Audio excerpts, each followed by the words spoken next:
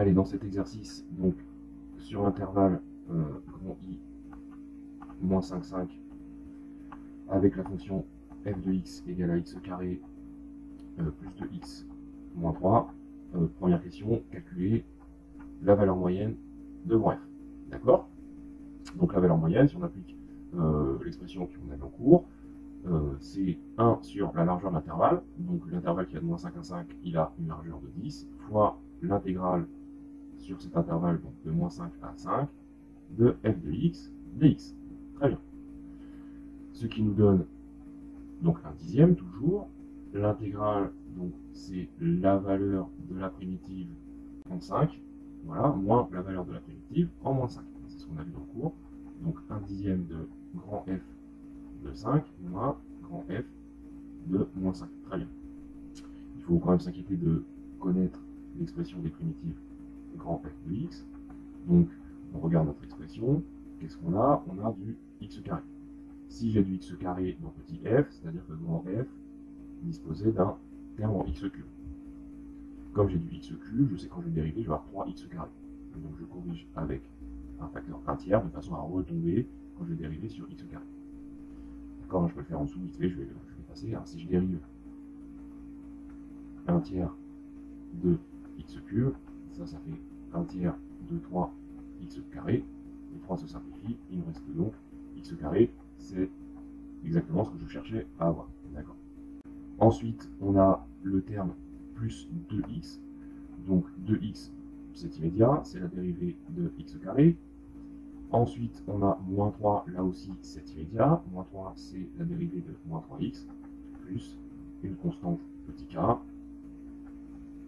un nombre réel, puisque lorsque je dérive un nombre constant, j'obtiens 0. Très bien, donc on peut reprendre notre calcul de valeur moyenne. Donc c'est 1 dixième de f de 5, grand f de 5, donc grand f de 5, si on prend la calculatrice, ça nous donne 146 tiers. Voilà, moins grand f de moins 5, si on prend une calculatrice, ça nous donne moins 164 tiers. Donc moins moins, ça fait plus 164 tiers. Finalement, je vais faire 164, hein. Finalement, on obtient 31 tiers, c'est-à-dire environ 10,3. D'accord. La signification physique en sciences physiques de ce résultat, c'est que cette fonction petit f de x peut être remplacée par une fonction fc de x égale constante et égale à 31 tiers. Très bien. Deuxième question, il s'agit de calculer l'aire comprise entre la représentation graphique de la fonction f et l'axe des abscisses.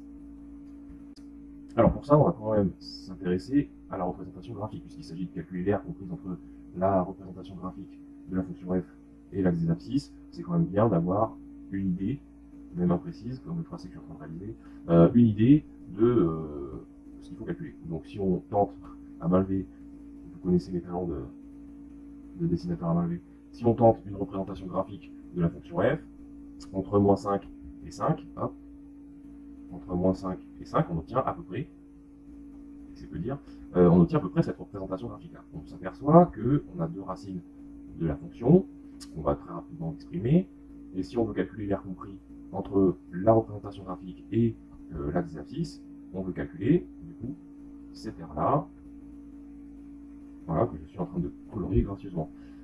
À ce moment-là, on voit qu'il va falloir découper en 3 notre calcul.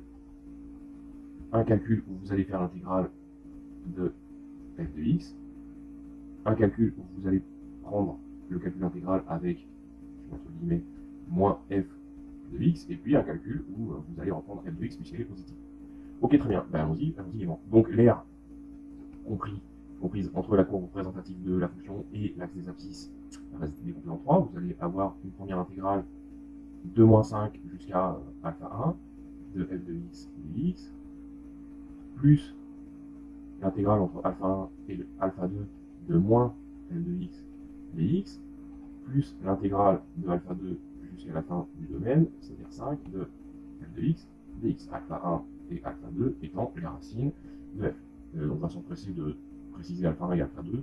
Si vous résolvez x carré plus 2x moins 3 égale à 0, très rapidement, vous allez vous apercevoir que x est égal à moins 3 ou que x est égal à 1. Donc c'est-à-dire ça c'est alpha 1, et ça c'est alpha 2. Voilà, ça c'est réglé. La primitive, on l'a, enfin les primitives, on les a exprimées tout à l'heure. Hop, donc on va reprendre ce qu'on a dit juste avant, on va pas réinventer la roue. Hein. Donc on avait trouvé 1 tiers x cube plus x carré moins 3x plus k, k étant un nombre réel, très bien. Et donc en application du calcul sur les intégrales, on va avoir f de alpha 1, grand F de alpha 1, donc grand F de moins 3, moins grand F de moins 5. Alors attention, puisque c'était moins f ici, hein. Donc on va avoir moins grand F de alpha 2, c'est-à-dire 1, moins grand F de alpha 1, c'est-à-dire moins 3, hein, ça peut la fois au moins, hein, désolé, c'est comme ça, c'est la vie. Et puis on continue, plus, alors plus on en est où? On en est ici, hein, d'accord? Plus grand F de 5, moins grand F de alpha 2, c'est-à-dire grand F de 1. Ouf. Allez, qu'est-ce que ça nous donne? Donc, grand F de moins 3, moins grand F de moins 5, moins grand F de 1, moins, ça fait plus grand F de moins 3, plus grand F de 5, moins grand F de 1. Très bien. Est-ce que on a des simplifications là-dedans? Oui, on peut quand même peut-être voir, plutôt que calculer séparément les uns et les autres, on peut par exemple voir que grand F de moins 3, hop, grand F de moins 3, il apparaît 2 fois. Voilà. On peut voir que, je prends une couleur, je sais pas si ça sera très visible, moins grand F de 1, bah moins grand F de 1, il apparaît 2 fois. Très bien. Et puis c'est tout, hein, parce qu'attention à ne pas confondre avec grand F de moins 5 et grand F de 5. Bon, finalement, quand on fait le calcul de tout ce petit monde, alors, pour faire le calcul, c'est assez simple. Hein. Vous prenez une calculatrice, vous rentrez l'expression grand F de x, vous faites afficher le tableau de valeur de votre fonction, et puis vous lui demandez combien ça vaut pour moins 5, pour moins 3, pour 1, pour 5. Et donc, on obtient moins 164 tiers. Voilà. Barre de fraction. Okay. C'est pas super bien écrit. Hop. Quand même, je vais essayer de le faire plus proprement. Donc, moins 164 tiers, d'accord. Pour moins 3, ça fait moins 18. Pour 1, ça vous fait moins 2 tiers. Et pour 5, ça vous fait 146 tiers. Voilà. Et donc, tout ça calculé nous donne une R égale 68,7. Alors 68,7 quoi, me direz-vous, parce qu'on est quand même en train de parler de R, donc ça serait bien, c'est quoi? C'est des écarts, c'est des mètres carrés, on parle de quoi? Mais ça dépend de, en fait, de ce que vous avez pris comme unité pour votre repère. Hein. Je vais refaire une idée de ce dont je suis en train de parler juste à côté, là, en tout petit. Hop, alors je vais essayer de le faire assez proprement. Hop, à la tablette, hein, je sais pas, on sent bien que j'étais plus fait pour faire des maths que du dessin, quoi. Bon, allez, trêve de plaisanterie. Si vous prenez votre repère ici, ça c'est une unité d'air. Voilà. Alors si vous avez pris 1 cm et 1 cm, bah ça ce sont des centimètres carrés. Voilà. Par exemple, si vous avez pris autre chose, admettons que pour 1, vous ayez pris 2 cm et que pour 1 ici, vous ayez pris 3 cm, hop, bah, cette unité d'air est égale à 2 fois 3, 6 cm carrés. Donc votre 68 septième, il est à multiplier par 6 pour avoir des centimètres carrés.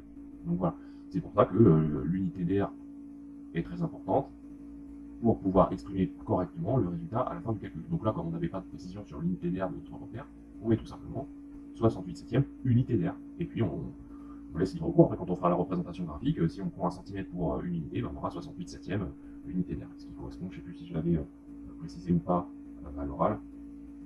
C'était quoi 68 septième, je sais pas ce que j'ai écrit, j'ai fait n'importe quoi. C'est, hop, alors je vais rayer, hop, c'est pas 68 septième, d'accord, je vais corriger, vous allez comprendre pourquoi j'ai écrit 68,7 juste après.